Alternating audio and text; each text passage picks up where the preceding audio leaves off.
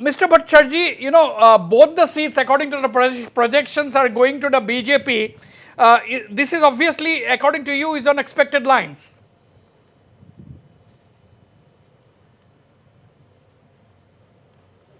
तो हमारा जो नेता है जी, देश की यशस्वी प्रधानमंत्री नरेंद्र मोदी जी ने एक लक्ष्य रख के जो चुनाव उसमें लड़ा था और हम लोग भी उनकी बात में सहमत होके हम लोग को वो प्रेडिक्शन की वो जो टारगेट रखा था लक्ष्य रखा था 400 पार बीजेपी इस बार 400 पार।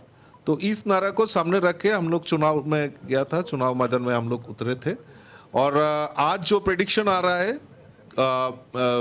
आपके माध्यम से सारे देश भर में जो प्रेडिक्शन आ रहा है इसमें दिखाई दे रहा है कि भारी बहुमत से देश के प्रधानमंत्री नरेंद्र मोदी जी बन रहे हैं और 400 जो पार जो नारा दिया था लगभग उस जगह पर हम लोग पहुंच रहे हैं।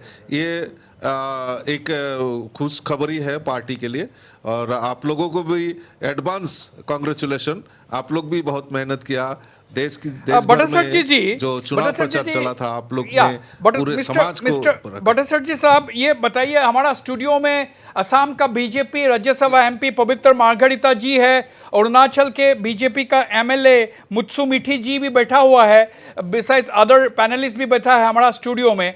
मैं ये प्रश्न कर रहा था कि बीजेपी या और नरेंद्र मोदी जी ने ये नारा जो लगाया था इस बार 400 पार, आपका ये मानना है कि ये नारा जो लगाया था, ये नारा का वजह से ये मतलब जो प्रोजेक्शंस आया है 350 plus for the NDA, do you think this is one of the reasons? एक कारण ये नारा भी है। नहीं, ठीक ही है। जैसे देखिए हम लोगों को जो समाज में हम लोग चलते हैं, चाहे संसार में हो चाहे जहां भी हो, एक लक्ष्य होना चाहिए। तो जो लक्ष्य बड़ा होगा तो आपको अचीवमेंट भी बड़ा होगा। तो मोदी जी जो सोचते हैं, देखिए मोदी जी आज की नहीं बात कर रहे हैं, मोदी जी कहाँ का बात कर रहे हैं, 2047 देश कैसा होगा ये आम लोगों के सामने, आज की युवा के सामने रखा है। और जो लक्ष्य है कि भारत ऐसा होगा, भारत सबसे रिचेस्ट स्टेट होगा, देश होगा, कंट्री होगा, सारे विश्व में भारत का नाम होगा, कद ऊंचा होगा, ये विश्वगुरु बनेगा। ये जो मोदी जी का संकल्प है ये आज वास्तव में दिखाई दे रहा है। मोदी जी 400 का नारा दिया था, आज आप लोग प्रेडिक्शन में 350 आप दिखा रहा है, लेकिन मेरे मन में एक ये है, उत्साह है कि 350 तक आपने पहुंचा दिया तो 4 तारीख तक या आते आते 400 पार हो जाएगा, ये आप लिख सकते हैं, मेरा प्रेडिक्शन है।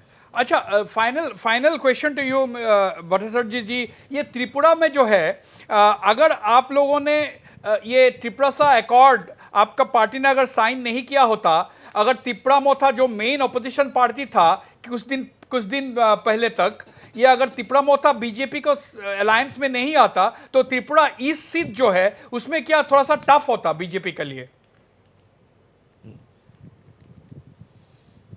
ना देखिए, ये कमिटमेंट का बात है। ये 2019 में भी 2 सीट हमारा जीता था और ईस्ट जो पार्लियामेंट्री सीट है जहाँ एसटी रिजर्वेशन है वहाँ भी हम लोग एमपी चुनाव में जीता था। और हमारा धीरे धीरे 2023 में भी 23 में भी हमारा सरकार दोबारा बना और जनजातियों के लिए हम लोग बहुत अच्छा काम, हमारा गवर्नमेंट हो या मोदी जी की गवर्नमेंट हो, सेंट्रल गवर्नमेंट और स्टेट गवर्नमेंट मिलके जो हमारा जनजातीय क्षेत्र है उसमें डेवलपमेंट के लिए बहुत सारा काम किया है।